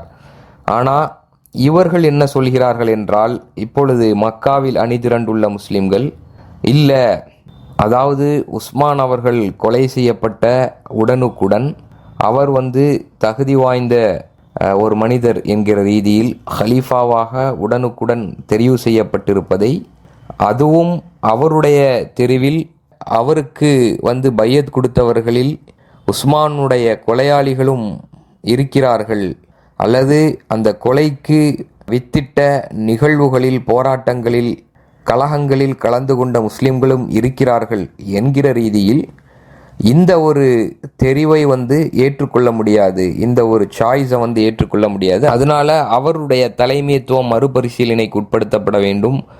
ஒட்டுமொத்தமாக எல்லா முஸ்லிம்களினுடைய ஒருமித்த கருத்தின் அடிப்படையில், ஒப்புதலின் அடிப்படையில் தான் அவர் ஹலீஃபாவாக அமர வேண்டும், பதவியில் அமர வேண்டும் அப்படிங்கிற ஒரு புதிய கோரிக்கையை முன்வைக்கிறார்கள். ஸோ இப்போ அலி ரதியல்லாஹு அன்ஹு அவர்கள் இதை ஃபர்ஸ்ட் டைம் என்கவுண்டர் பண்ணுறாங்க, இம்மாதிரியான ஒரு நிலைப்பாட்டை. சரிங்களா? இந்த மாதிரியான ஒரு சூழ்நிலை அபூபக்கர் அவர்களுடைய காலகட்டத்திலும், அவர் ஆட்சி பொறுப்பை ஏற்கும் போதும் இருக்கவில்லை. உமர் அவர்கள் ஆட்சி பொறுப்பை ஏற்கும் போதும் இந்த ஒரு சூழல் இருக்கவில்லை. உஸ்மான் அவர்கள் ஆட்சி பொறுப்பை ஏற்கும் பொழுதும் இந்த ஒரு சூழல் இருக்கவில்லை. எந்த சூழல்னா, ஒட்டுமொத்தமாக அனைத்து முஸ்லீம்களும் ஒப்புதல் அளித்தால்தான், அந்த ஒப்புதலின் அடிப்படையில் தான் இன்னார் ஹலீஃபாவாக பதவி அமர்த்தப்பட வேண்டும் அப்படிங்கிற சூழ்நிலை. ஏன்னா அபூபக்கர் அவர்கள், உமர் அவர்கள், உஸ்மான் அவர்கள், இவர்கள் மூவருமே கூட சரிங்களா, ஒட்டுமொத்தமாக எல்லா முஸ்லீம்களினுடைய ஒப்புதலின் அடிப்படையிலும் ஹலீஃபாவாக அமர்த்தப்படவில்லை. உதாரணத்திற்கு அபூபக்கர் அவர்களுக்கு ஆரம்பத்தில் பையத் கொடுக்காமல் இருந்தாலும், அவர்களுடைய தலைமைத்துவத்தை ஆரம்பத்தில் ஒரு சொற்ப எண்ணிக்கை சஹாபிகள் ஏற்றுக்கொள்ளாமல் இருந்தாலும், பின்னர் நாட்கள் செல்ல செல்ல அவர்கள் அபூபக்கருக்கு பையத் கொடுத்தார்கள். வித் எக்ஸப்ஷன் ஆஃப் சாத் இப்னு உபாதா இறுதி வரை பையத் கொடுக்கவில்லை. ஆனாலும் அபூபக்கரனுடைய தலைமைத்துவத்திற்கு இம்மாதிரியான தலைமைத்துவத்திற்கு எதிராக இம்மாதிரியான ஒரு கோரிக்கை முன்வைக்கப்படவில்லை முஸ்லீம்களிடமிருந்து. காலப்போக்கில் முஸ்லீம்கள் அல்டிமேட்டாக பையத் கொடுக்க தான் செய்தாங்க, இன்க்ளூடிங் இமாம் அலி ரதியல்லாஹு அன்ஹு உட்பட. உமர் அவர்களுக்கும் இத்தகைய ஒரு சூழ்நிலை வாய்க்கவில்லை, ஏற்படவில்லை. அபூபக்கர் அவர்களால் உமர் கை காட்டப்படுகிறார், அடுத்து ஹலீஃபாவாக இவர்தான் வர வேண்டும் என்கிற ரீதியில். அப்பொழுதும் இப்படியான ஒரு கோரிக்கை, அதாவது பாப்புலர் பீப்புள்ஸ் ஒப்பீனியன், வெகுஜன மக்களினுடைய ஒருமித்த கருத்தின் அடிப்படையில், ஒரு கிராண்ட் ஷூராவின் அடிப்படையில் தான் உமர் பதவியில் அமர்த்தப்பட வேண்டும் அப்படிங்கிற கோரிக்கை உமர் அவர்களினுடைய காலகட்டத்திலும் எழவில்லை. அதாவது அவர் ஆட்சியில் அமரும் பொழுது அவருடைய தலைமைத்துவத்தையும் முஸ்லீம்கள் கிட்டத்தட்ட ஏகமனதாக ஏற்றுக்கொள்கிறார்கள். உமர் அவர்களுக்கு பிறகு உஸ்மான் அவர்கள் அந்த 6 பேர் கொண்ட ஷூரா கவுன்சிலின் அங்கத்தினர்களால், குறிப்பாக அதில் முக்கியமானவராக இருந்த அப்துர் ரஹ்மான் இப்னு அவுஃப் அவர்களால் நியமிக்கப்பட்ட பொழுதும் வெகு முஸ்லீம்களிடமிருந்து இப்படிப்பட்ட, அல்லது ஒரு கணிசமான தொகை முஸ்லீம்களிடமிருந்து இப்படிப்பட்ட ஒரு கோரிக்கை முன்வைக்கப்படவில்லை. உஸ்மான் அவர்கள் ஒட்டுமொத்த முஸ்லீம்களினுடைய ஆதரவின் அடிப்படையில், இந்த ஷூரா ப்ராசஸின் அடிப்படையில் எல்லா முஸ்லீம்களும் ஒப்புதல் அளித்தால்தான் அவர் ஹலீஃபாவாக வர வேண்டும் அப்படிங்கிற ஒரு கோரிக்கை முன்வைக்கப்படவில்லை. இன்ஃபேக்ட் சொல்லப்போனால் பீப்புள்ஸ் ஒப்பீனியன் டிவைடடாக தான் இருந்தது, ஸ்பிளிட்டாக தான் இருந்தது. உஸ்மான் அவர்கள் ஹலீஃபாவாக வர வேண்டும் அப்படின்னு ஒரு கூட்டத்தினர் தங்களுடைய அபிப்பிராயத்தை முன்வைத்தாலும், இன்னும் சில கணிசமான எண்ணிக்கை முஸ்லீம்கள் அலி அவர்கள் ஹலீஃபாவாக வர வேண்டும் என்றும் தங்களுடைய அபிப்பிராயத்தை முன்வைத்தார்கள். இந்த ஒரு பீப்புள்ஸ் டிசிஷன், மக்களினுடைய முடிவு அன்றைய நாட்களில் உஸ்மான் அவர்கள் பதவியேற்பதற்கு முன்னால் அலி அவர்களுக்கு சாதகமாகவும் சமமான அளவில் மக்களினுடைய அந்த விருப்பம் இருந்தது அப்படின்னே சொல்லலாம். ஆனால் வேறு சில காரணங்களின் அடிப்படையில் அப்துர் ரஹ்மான் இப்னு அவுஃப் உஸ்மான் அவர்களுடைய ஹிலாஃபத்திற்கு, தலைமைத்துவத்திற்கு முன்னுரிமை அளிக்கிறார்கள். ஸோ அப்பவுமே மக்களினுடைய அபிப்பிராயம் ஸ்பிளிட்டாக தான் இருந்தது, டிவைடடாக தான் இருந்தது. ஆனால் அலி அவர்களுடைய தலைமைத்துவத்தை ஏற்றுக்கொண்டு, அல்லது அலி அவர்கள் தான் உமருக்கு பிறகு ஹலீஃபாவாக வர வேண்டும் என்கிற ஒரு நாட்டம் கொண்டிருந்த, எண்ணம் கொண்டிருந்த முஸ்லீம்கள் உஸ்மான் அவர்கள் தெரிவு செய்யப்பட்ட பிறகு இப்படியான ஒரு கோரிக்கையை முன்வைத்து போர்க்கொடி எழுப்பவில்லை. அதாவது எல்லா முஸ்லீம்களும் உடன்பட்டால்தான், ஒப்புக்கொண்டால்தான் இவர் ஹலீஃபாவாக வர வேண்டும் அப்படிங்கிற ஒரு கோரிக்கையை முன்வைக்கவில்லை. ஸோ ஒரு கிராண்ட் ஷூராவின் அடிப்படையில் உஸ்மான் அவர்கள் தெரிவு செய்யப்பட வேண்டும் அப்படிங்கிற ஒரு கோரிக்கை முன்வைக்கப்படவில்லை. ஆனால் அலி அவர்களுடைய காலகட்டத்தில் இது முற்றிலும் புதியதொரு விஷயமாக இருந்தது. சரிங்களா? இப்போ மக்காவில் கூடியிருந்த அந்த 3000 சொச்சம் முஸ்லிம்கள் ஒரு கவுண்டர் மெஜாரிட்டி, ஏற்கனவே பெரும்பான்மை மக்களினுடைய ஒப்புதலின் அடிப்படையில் தான் அலி அவர்கள் ஹலீஃபாவாக அமர்த்தப்பட்டுள்ளார். இன்னொரு கணிசமான எண்ணிக்கை முஸ்லிம்கள் அலி அவர்களுக்கு எதிராக போர்க்கொடி உயர்த்துகிறார்கள், உஸ்மான் அவர்களுடைய கொலைக்கு நியாயம் கேட்டு அப்படிங்கிற பீடிகையில். ஸோ அந்த ஒரு பீடிகையோடு சேர்த்து, அந்த ஒரு கோரிக்கை டிமாண்டோடு சேர்த்து இந்த ஒரு டிமாண்டையும் முன்வைக்கிறாங்க. நிச்சயமாக நாங்கள் யாருமே அலி அவர்களுடைய தலைமைத்துவத்தை அதாவது நாங்கள் அவருக்கு பையத் கொடுக்கல. ஸோ அப்போ பையத் கொடுக்காதவர்களும் பையத் கொடுத்தால்தான் அவர் ஹலீஃபாவாக வர முடியும்.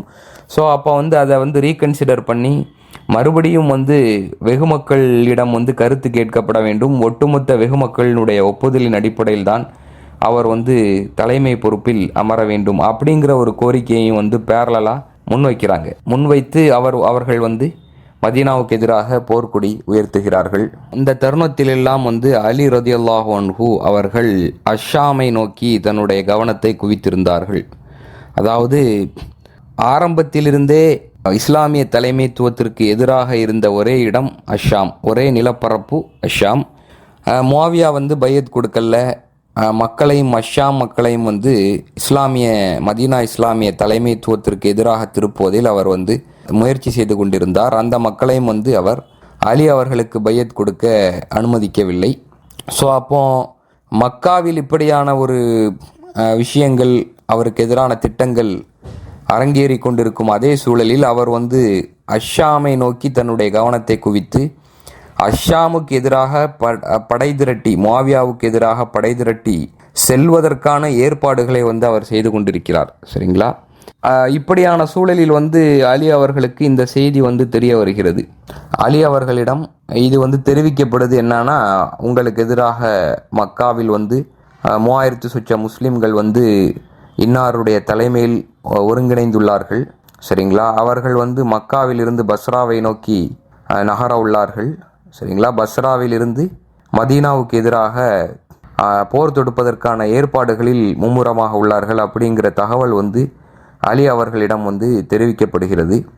சரிங்களா? ஸோ அப்போ அஷாம் மீது குவித்திருந்த கவனத்தை இப்பொழுது அலி ரதியல்லாஹு அன்ஹு அவர்கள் பஸ்ராவை நோக்கி குவிக்கிறார்கள். ஏன்னா அதைவிட இப்பொழுது இதுதான் முதன்மைப்படுத்த வேண்டிய நிலப்பரப்பு என்கிற ரீதியில், அதாவது மக்கா முஸ்லிம்கள் வருவதற்கு ஆயத்தமாகி உள்ள இந்த சூழலில் இந்த ஒரு விஷயத்தை நம்ம எப்படி கட்டுக்குள் கொண்டு வரலாம், இவர்களை நம்முடைய கட்டுப்பாட்டில் கொண்டு வருவதற்கு என்ன செய்யலாம் அப்படிங்கிற ரீதியில் அலி ரதியல்லாஹு அன்ஹு அவர்களினுடைய கவனம் பஸ்ராவை நோக்கி திரும்புகிறது.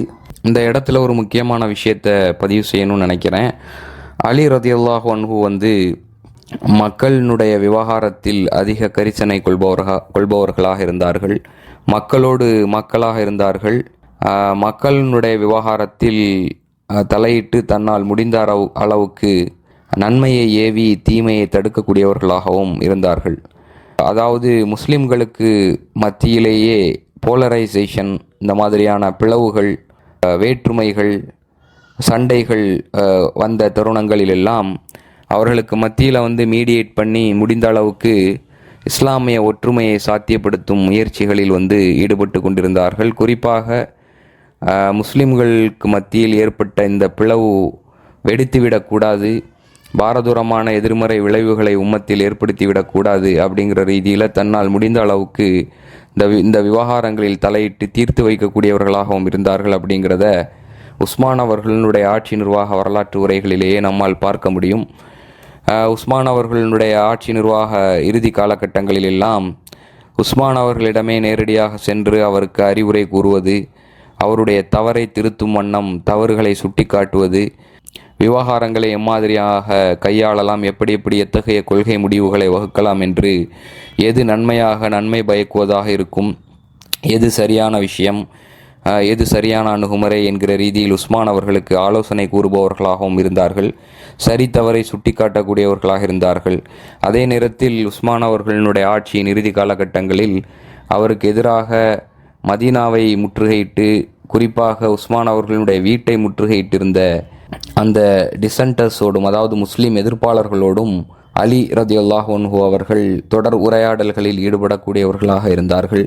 அதாவது அந்த முஸ்லிம் எதிர்ப்பாளர்களிலேயே, கலகக்காரர்களிலேயே மிகுந்த கடும்போக்காளர்களும் இருந்தார்கள். அதாவது அவர்களுக்கு மத்தியிலேயே ஃபெனாட்டிக்ஸ் இருந்தாங்க, வெறியர்கள் இருந்தார்கள், கடும்போக்கு கொண்டவர்கள் இருந்தார்கள். ஸோ இது வேறு மாதிரியான எதிர்மறை விளைவுகளை ஏற்படுத்திவிடக்கூடாது.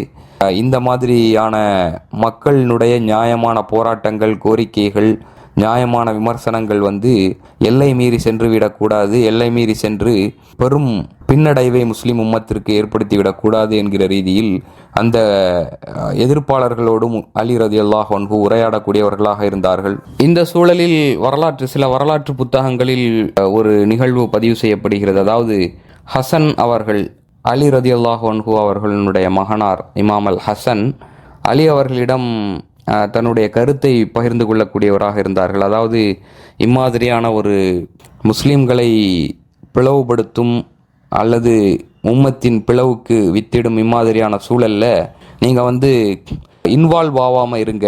அதாவது நீங்கள் இந்த விவகாரங்களை இயல்பு நிலைக்கு கொண்டு வரும் நோக்கில் நீங்கள் இந்த மாதிரியான விவகாரங்களில் தலையிட வேண்டாம், அது தேவையில்லாத விஷயம், நீங்கள் நியூட்ரலாக இருங்க அப்படிங்கிற மாதிரி அறிவுரை கூறக்கூடியவர்களாக இருந்தார்கள். அதாவது உஸ்மான் அவர்களிடம் நீங்கள் எது சரி எது தவறு என்று ஆலோசனை கூறிக்கொண்டிருக்கிறீர்கள், அது வேண்டாம், அப்படி செய்யாதீங்க அப்படின்னும் அறிவுரை கூறக்கூடியவர்களாக இருந்தார்கள். அதே நேரத்தில் உஸ்மான் அவர்களுக்கு எதிராக இருந்த முஸ்லீம்களிடமும் நீங்கள் பேச்சுவார்த்தை நடத்தி கொண்டிருக்கிறீர்கள், அதையும் நீங்கள் தவிர்த்துக்கிடுங்க. இம்மாதிரியான விவகாரங்களில், அதாவது நம்ம குர்ஆனிக் டெர்மினாலஜியில், திருக்குர்ஆனின் பாஷையில் சொல்வதாக இருந்தால் அல்ல அம்ரு பில் மஅரூஃப் ஒன் நஹ்ய அனில் முன்கர்னு சொல்லுவாங்க. சரிங்களா? நன்மையை ஏவி தீமையை தடுக்கும் இத்தகைய விவகாரங்களில், விஷயங்களில் நீங்கள் தலை போடாமல் இருங்க அப்படிங்கிற மாதிரி அட்வைஸ் கொடுத்ததா நம்ம வரலாற்று நூல்களில் கடந்து வருகிறோம். குறிப்பாக உஸ்மான் அவர்களுடைய ஆட்சி நிர்வாகத்தின் இறுதி கட்டங்களில் அலி அவர்கள் உம்மத்தின் நலன் கருதி, முஸ்லிம்களினுடைய நலன் கருதி இரு தரப்பிலும் உரையாடக்கூடியவர்களாக, சரி தவறை சுட்டி காட்டக்கூடியவர்களாக, நன்மையை ஏவி தீமையை தடுக்கும் முயற்சியில் ஈடுபடக்கூடியவராக இருந்தார்கள். அந்த நேரத்தில் ஹசன் அவர்கள் இம்மாதிரியான அறிவுரையை அலி அவர்களுக்கு கூறக்கூடியவர்களாக இருந்தார்கள் அப்படிங்கிறத நம்ம பார்க்குறோம். நம்ம இது எதுக்கு இந்த இடத்துல சுட்டி காட்டுறோம் அப்படின்னா, இன்று பலர் கூறுவது போல் ரசூலுல்லாஹி ஸல்லல்லாஹு அலைஹி வஸல்லம் அவர்களுடைய மரணத்தின் பிற்பாடு, மரணத்திலிருந்தே அதாவது உம்மத் சிறுக சிறுக திசை மாறத் தொடங்கிவிட்டது, அல்லது உம்மத் நேர் வழியை விட்டும் சிறுக சிறுக திசை மாறிக்கொண்டிருக்கிறது அப்படிங்கிற மாதிரியான நேரேட்டிவை முன்வைக்கக்கூடியவர்கள். அதுபோல் இந்த திசை மாறல்களிலிருந்தும், இந்த இடரல்களிலிருந்தும், வழிகேட்டிலிருந்தும் உம்மத்தை மீட்டெடுத்து மறுபடியும் நேரான பாதையில் செலுத்துவதற்கு ஒரு எதிர்காலத்தில் ஒரு சேவியர், அதாவது ஒரு வழிகாட்டி, சரிங்களா, ஒரு இமாம் வரவிருக்கிறார் அப்படிங்கிற ரீதியில் நபிகளார் முன்னறிவிப்பு செய்திருக்கிறார்கள் என்கிற ரீதியில் அந்த இமாமுனுடைய வருகையை நாம் எதிர்நோக்கி காத்திருக்க வேண்டும். அதுவரை விவகாரங்கள் எல்லாம் நபிகளார் முன்னறிவித்தபடி அந்த போக்கில்தான் நிகழும். இம்மாதிரியான இடரல்களை, நெறிப்பிறழ்வுகளை, வழிகேடுகளை தவிர்க்க முடியாது அப்படிங்கிற ரீதியில் முஸ்லீம்கள் ஐடியலாக இருக்கணும், அதாவது செயல்பாடற்று இருக்க வேண்டும் அப்படிங்கிற ரீதியில் அலி ரதியல்லாஹு அன்ஹு, அதாவது எல்லாமே தெரிந்திருந்த நபிகளாருடைய பாசறையில் பட்டறையில் பாடம் பயின்று நபிகளாருடனே இரத்தமும் சதையுமாக ஆரம்ப கட்டத்திலிருந்தே நபிகளாருடனே இருந்து வரும் அலி ரதியல்லாஹு அன்ஹு அப்படி சுணக்கமாகவோ செயல்பாடற்றோ ஒதுங்கியோ நியூட்ரலாகவோ கண்டுகொள்ளாமல் இருக்கவில்லை. சரிங்களா? அலி ரதியல்லாஹு அன்ஹு தன்னால் இயன்ற அளவுக்கு நன்மையை ஏவி தீமையை தடுக்கும் செயல்பாடுகளில் முஸ்லிம்களோடு ஒரு முஸ்லீமாக, தானும் ஒரு முஸ்லீமாக தன்னுடைய கடமையை, செயல்பாடுகளை ஆற்றக்கூடியவராக, செய்யக்கூடியவராகத்தான் இருந்தார். சரிங்களா? ஆக்டிவாக இன்வால்வ் ஆகக்கூடியவராக, முஸ்லிம்களினுடைய விவகாரங்களில் செயலூக்கத்துடன் பங்கெடுக்கக்கூடியவராக, தன்னுடைய பங்களிப்பை, பொறுப்புகளை செய்யக்கூடியவராக இருந்தார். அப்படிங்கிறதுக்கான ஒரு உதாரணத்திற்கு தான் நான் அந்த விஷயத்தை இந்த இடத்துல சுட்டி காட்டுறேன். ஸோ இதில் நமக்கும் நிறைய பாடம் இருக்குது. நம்ம எதிர்காலத்தில் வரவிருக்கும் நேர்வழி பெற்ற ஒரு இமாமுக்காக நாம் காத்திருக்க வேண்டும் என்கிற ரீதியில் செயல்படாமல், சுணக்கமாக எதையும் கண்டுகொள்ளாமல் நம்மளுடைய பொறுப்புகளை, நம்மளுடைய செயல்பாடுகளை, பங்களிப்புகளை விட்டும் ஓரமாக ஒதுங்கி நிற்றலாகாது, இருத்தலாகாது. மாறாக நம்மளுடைய செயல்பாடுகளையும் பங்களிப்புகளையும் நம்முடைய சக்திக்குட்பட்டு நாம் முடிந்த அளவுக்கு செய்துதான் ஆக வேண்டும், பங்களித்துத்தான் ஆக வேண்டும். குறிப்பாக அல் அம்ரு பில் மஅரூஃப் வன் நஹி அனில் முன்கர் என்று வரும் பொழுது நன்மையை ஏவி தீமையை தடுக்கும் விவகாரங்களில் நம்முடைய பங்களிப்பை நாம் கொடுத்து கொண்டுதான் இருக்க வேண்டும் அப்படிங்கிற ஒரு பாடத்தை நம்ம இந்த விஷயத்திலிருந்து எடுக்கிறோம். ஸோ இமாம் அலி ரதியல்லாஹு அன்ஹு அவர்களுடைய ஆளுமையை, அவருடைய பண்பு நலன்களை இந்த இடத்தில் சுட்டி காட்டுவதற்காகவே நான் இந்த உதாரணத்தை கூறினேன். ஸோ அப்போ இங்கே அலி ரதியல்லாஹு அன்ஹு அவர்களுக்கு எதிராக போராட்டக்கொடி உயர்த்தியவர்கள், கலகக்கொடி உயர்த்தியவர்களுக்கு எது சிறந்ததாக இருந்திருக்கும் என்றால், அலி அவர்களிடம் பையத் கொடுத்து அவரிடம் இந்த கோரிக்கையை, இந்த விவகாரத்தை முதன்மைப்படுத்தும்படி கோரிக்கை வைப்பதே உகந்ததாக இருந்திருக்கும். ஏனென்றால் மற்ற அனைவரையும் விட இந்த விவகாரத்தில் அலி அவர்கள் நீதியின் தேட்டத்தில் சமரசமில்லாதவர் அப்படிங்கிறது அனைவரும் அறிந்த விஷயம்தான். சரிங்களா? ஸோ அப்போது அன்னை ஆயிஷா தரப்பும் சரி, அதுபோல் தல்ஹா இப்னு உபைதுல்லா, அஸ்ஸுபைர் இப்னுல் அவ்வாம் இவர்கள் இருவருக்கும் சரி, அவர்களோடு இருந்த அலி அவர்களுக்கு எதிரான நிலைப்பாடு கொண்டிருந்த முஸ்லிம்களுக்கும் சரி, இந்த நேரத்தில் சரியான நிலைப்பாடு எதுவாக இருந்திருக்கும் என்றால் அலி அவர்களிடம் பையத் கொடுத்திருப்பதே சரியான நிலைப்பாடாக இருந்திருக்கும். அப்படி பையத் கொடுத்திருந்தால் அவர்கள் எந்த கோரிக்கையை முதன்மைப்படுத்துகிறார்களோ அந்த கோரிக்கைக்கே முன்னுரிமை அளிக்கப்படும், அந்த கோரிக்கையை முதன்மைப்படுத்தப்படும். அந்த ஒரு எண்ணத்தில் தான் அலி அவர்களும் இருந்து கொண்டிருந்தார்கள். முஆவியாவுக்கும் இதே தான் பொருந்தும். முஆவியாவும் அவரோடு இருந்தவர்களும் அஷாமில் அலி அவர்களுக்கு பையத் கொடுத்திருந்தால் உண்மையிலேயே முஆவியாவுக்கு உஸ்மான் அவர்களை கொலை செய்தவர்களுக்கு உரிய தண்டனை கிடைக்க வேண்டும், நீதி விசாரணை நடத்தப்பட்டு அவருடைய கொலையில் பங்கு கொண்ட அனைவர்களும் உரிய முறையில் சட்டப்படி தண்டிக்கப்பட வேண்டும் என்கிற கோரிக்கை தான் முஆவியாவுக்கு பிரதானமாக இருந்திருந்தால், மதீனா இஸ்லாமிய தலைமைத்துவத்திடம் அலி அவர்களிடம் பையத் கொடுப்பதே அவருக்கும் உகந்ததாக இருந்திருக்கும். சரிங்களா? ஆனால் அவர் பையத் கொடுக்கல. அன்னை ஆயிஷா அவர்களும் பையத் கொடுக்கவில்லை. சரிங்களா? இன்ஃபேக்ட் அன்னை ஆயிஷா அவர்களுக்கும் முஆவியாவுக்குமான வேறுபாடு என்னவென்றால், முஆவியாவுடைய விஷயத்தில் அதிகாரத்தை நோக்கிய வேட்கை அதீதமாக இருந்தது. அன்னை ஆயிஷா விவகாரத்தில் அதிகாரத்தை நோக்கிய தேட்டம் இருக்கவில்லை. உள்ளபடியே அவர்களுடைய கோரிக்கையில் அவர்கள் சின்சியராகத்தான் இருந்தார்கள். சரிங்களா? அதோடு சேர்ந்து அலி அவர்களுக்கும் அன்னை ஆயிஷா அவர்களுக்கும் ஆரம்பத்தில் இருந்தே தொடர்ந்து வந்த அந்த உராய்வும் ஒரு வகையான ஃப்ரிக்ஷனும் இந்த ஒரு எதிர்படுதலில் ஒரு முக்கிய பங்காற்றிற்று. ஆனால் முஆவியாவுடைய விஷயத்தில் அது அதிகாரத்தை நோக்கிய ஒரு தேட்டமாகவும் இருந்தது. அதாவது அலி அவர்களுடைய தலைமைத்துவத்தை எக்காரணத்தை கொண்டும் ஏற்றுக்கொள்ளக்கூடாது அப்படிங்கிற ஒரு நிலைப்பாடு. அலி அவர்கள் எப்படி பார்த்தாலும் தன்னை ஆளுநராக தக்க வைக்க மாட்டார். அஷாம் பகுதியில் தன்னை பதிலீடு செய்து விடுவார், ரீப்ளேஸ் செய்து விடுவார். தனக்கு பதிலாக தன்னுடைய இடத்தில் வேறொருவரை அமர்த்தி விடுவார். அது எக்காரணத்தை கொண்டும் நிகழ்ந்து விடக்கூடாது அப்படிங்கிறது இன்னொரு காரணம். முஆவியா அவர்கள் அலி அவர்களுக்கு பையத் கொடுக்காமல் இருந்ததற்கு. ஏன்னா கிட்டத்தட்ட 15 ஆண்டுகளுக்கும் மேல், சரிங்களா, 18 ஆண்டுகள், 16 ஆண்டுகள், 18 ஆண்டுகள் ஒரே இடத்தில் ஆளுநராக இருந்து அபரிமிதமான பொருளாதாரத்தையும் செல்வத்தையும் இராணுவ பலத்தையும் குவித்து வைத்திருந்தார் முஆவியா. சரிங்களா?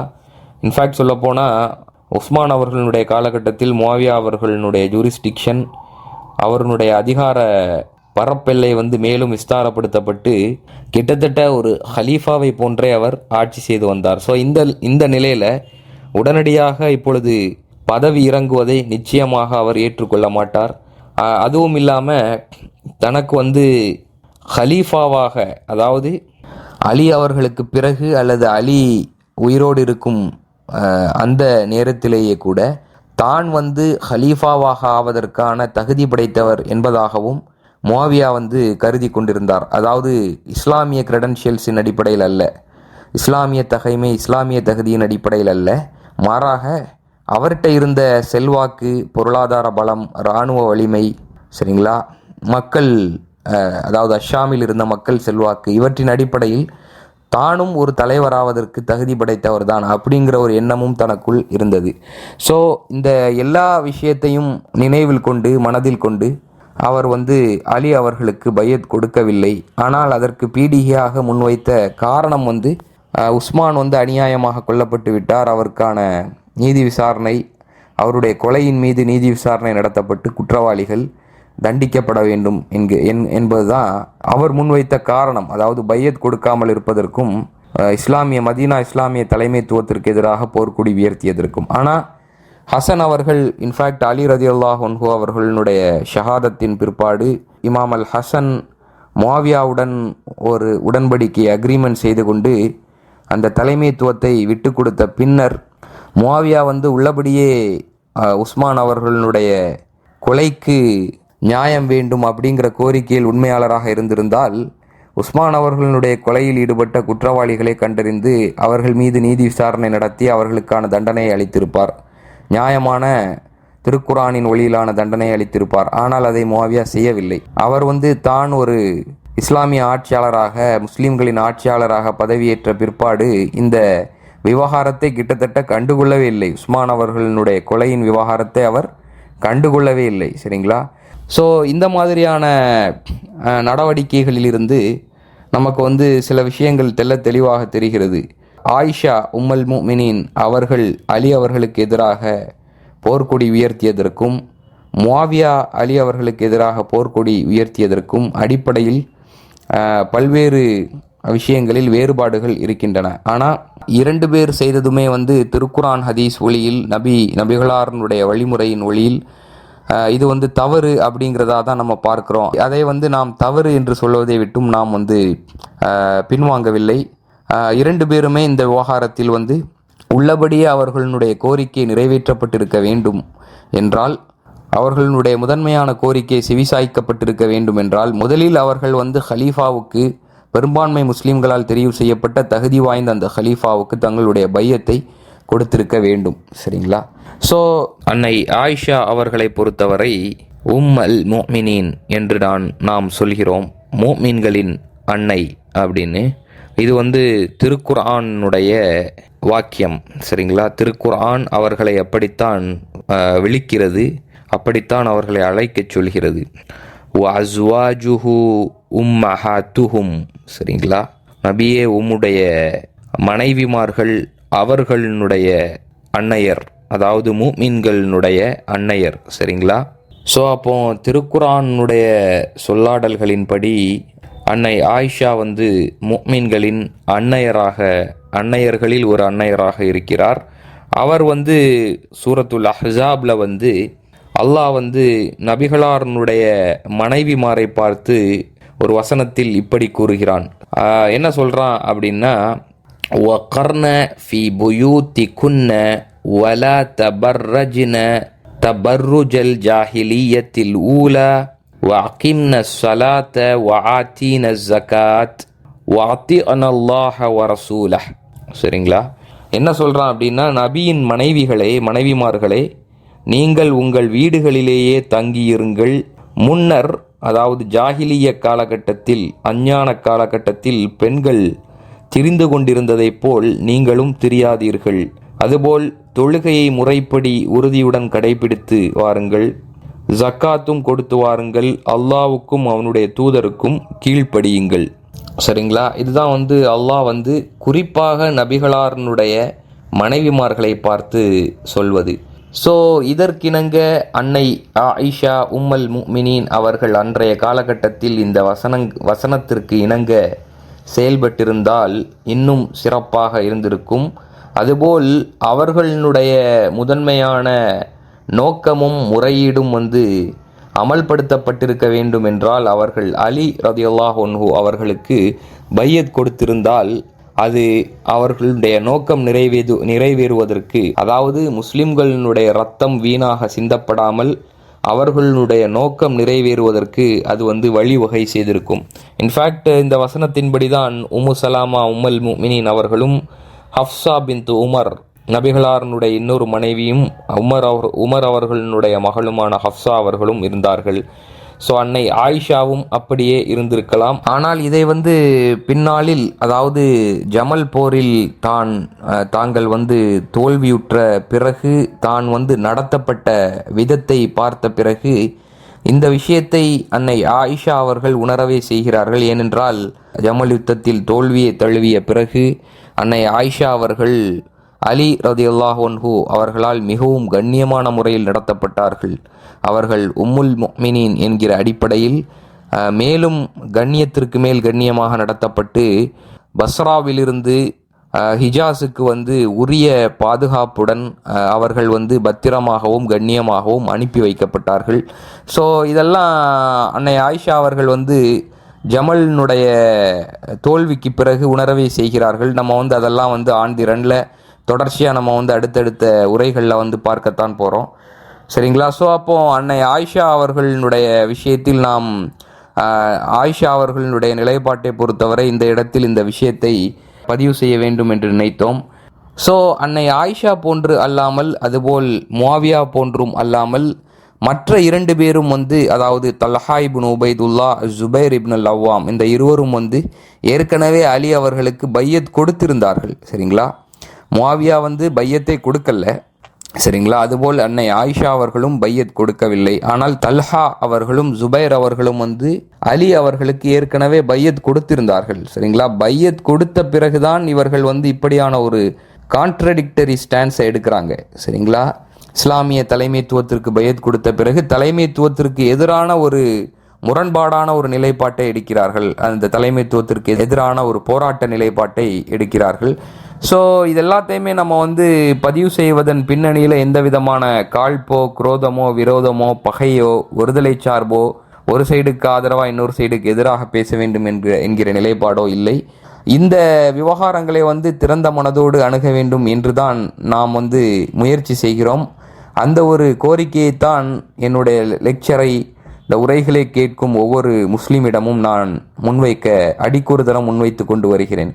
உங்களுடைய மரபுவாதங்களை, உங்களுடைய பாரம்பரிய இஸ்லாமிய பிணைப்பை, சரிங்களா, மரபுவாத பிணைப்பை, ஜமாத் சார்ந்த இயக்கம் சார்ந்த குறுங்குழுவாத நலன்கள் சார்ந்த பிணைப்பை எல்லாம் புறந்தள்ளிவிட்டு திறந்த மனதுடன் ஓப்பன் மைண்டடாக ஜஸ்டிஸ் சென்டர்டாக நடுநிலையாக நீதி சார்ந்த இந்த விவகாரங்களை உள்ளபடி அணுக வேண்டும் என்று கேட்டுக்கொள்கிறேன்.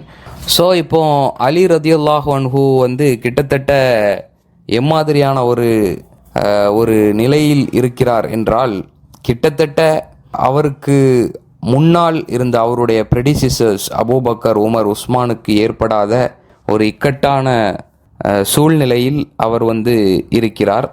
இக்கட்டான சூழ்நிலையில் முதன்முறையாக அதாவது முக்கியத்துவம் வாய்ந்த பல முடிவுகளை எடுக்கும் ஒரு இடத்தில் இருக்கிறார். அதாவது இதற்கு முன்னால் எதிர்கொள்ளப்படாத பிரச்சனைகளில், அதாவது அத்தகைய முடிவெடுக்கும் விவகாரங்களில் இதற்கு முன்னால் முன்மாதிரி இல்லாத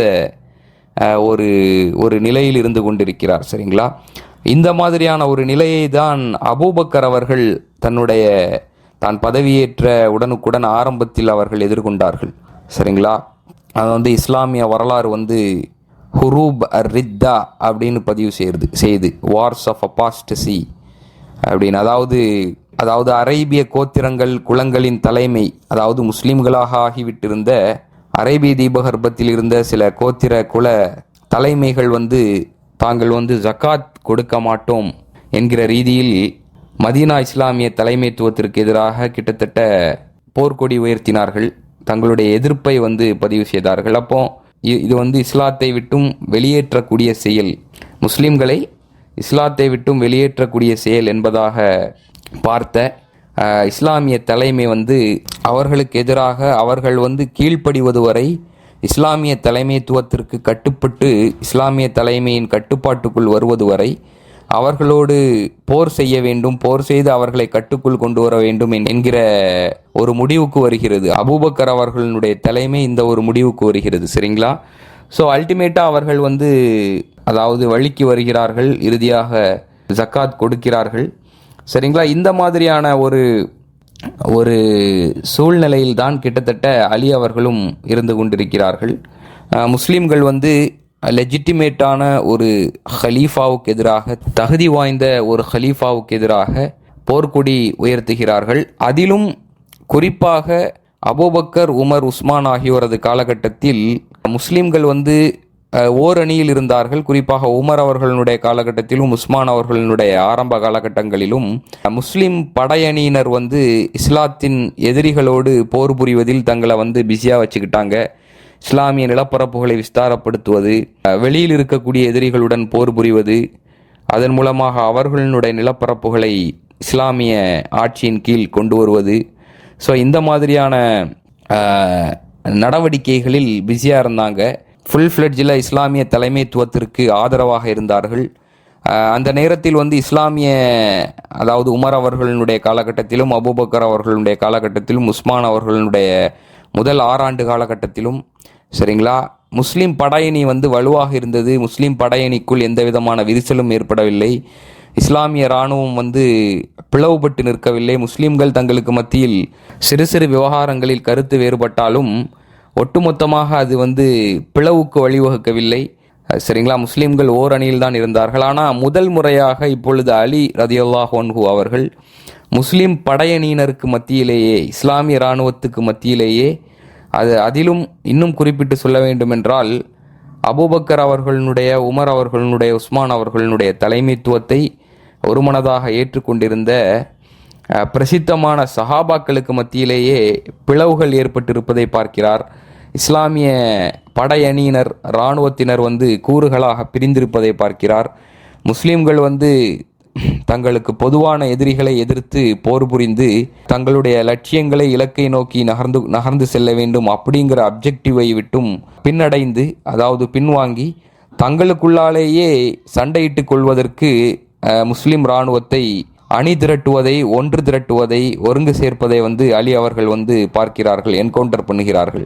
சரிங்களா, இது முதல் தடவையாக அலி அவர்களுடைய ஆட்சியில் இப்படியான டெவலப்மெண்ட்ஸ் ஏற்படுகிறது. இது இதற்கு முன்னால் ஏற்பட்டிராதது. சரிங்களா, ஸோ அப்போ முஸ்லீம் இராணுவமே அலி ரதியல்லாஹு அன்ஹு அவர்களுடைய ஆட்சி காலத்தில் கிட்டத்தட்ட 3 பிரிவுகளாக பிரிந்து நிற்கிறது. அன்னை ஆயிஷா, தல்ஹா, ஜுபைர் ஆகியோரது தலைமையின் கீழ் மக்காவில் இருந்து பஸ்ராவை நோக்கி, தெற்கு ஈராக்கை நோக்கி நகர்ந்த பெரும் இஸ்லாமிய கூட்டம் ஒன்று. அதுபோல் அஷாமின் இஸ்லாமிய இராணுவம், முஆவியா இப்னு அபு சுஃபியானுடைய தலைமையின் கீழ் இருந்த இஸ்லாமிய இராணுவம், அதுபோல் அலி ரதியல்லாஹு அன்ஹு அவர்களுடைய தலைமையின் கீழ் இருந்த, சட்டப்பூர்வமாக தெரிவு செய்யப்பட்ட ஹலீஃபாவின் தலைமையின் கீழ் இருந்த இஸ்லாமிய இராணுவம். சரிங்களா, ஸோ இன்ஷா அல்லாஹ் நம்ம அடுத்தடுத்த உரைகளில் நாம் தொடர்ந்து பேசுவோம். இன்ஷா அல்லாஹ் இன்னும் பேசுவதற்கு நிறைய இருக்கிறது. என்னோடு இணைந்திருங்கள், நம்ம கண்டினியூ பண்ணலாம்.